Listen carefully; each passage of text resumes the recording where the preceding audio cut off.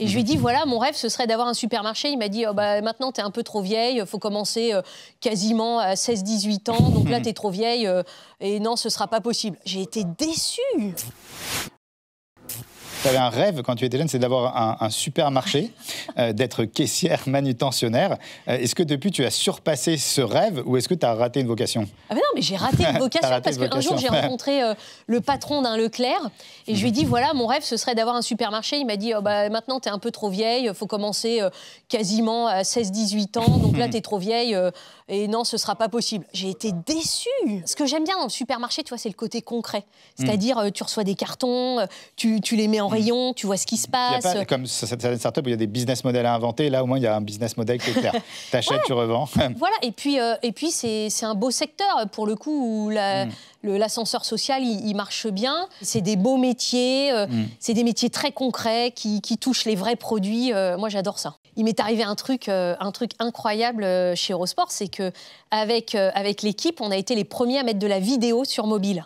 Aujourd'hui, ça paraît basique. On regarde des films sur mobile, on s'envoie des vidéos. Mais à l'époque, nous, on a été les premiers en Europe et quasiment les premiers dans le monde à mettre des petits films de buts de foot, de morceaux d'événements sportifs.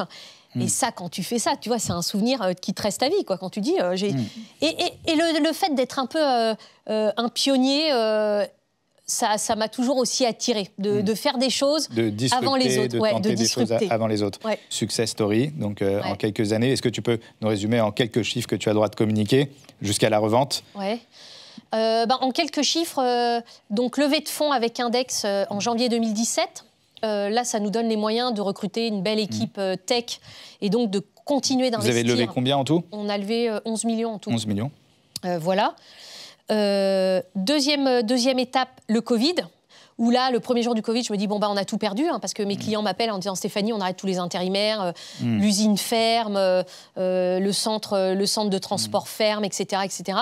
Et en fait, 48 heures après, la grande distribution, donc Jonathan de chez Franprix, que j'embrasse, m'appelle, on ne se connaissait pas, on s'était juste croisés quelques fois dans des forums ou...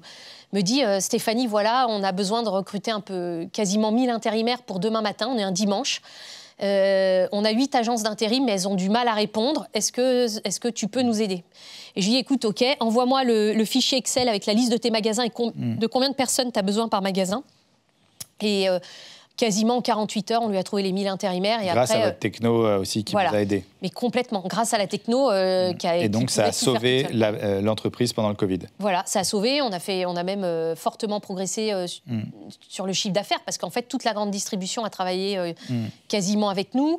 On a gagné Carrefour, on a gagné plein d'autres. Et c'est comme ça que ça a explosé jusqu'à une revente pour un peu moins de 100 millions d'euros. Ouais.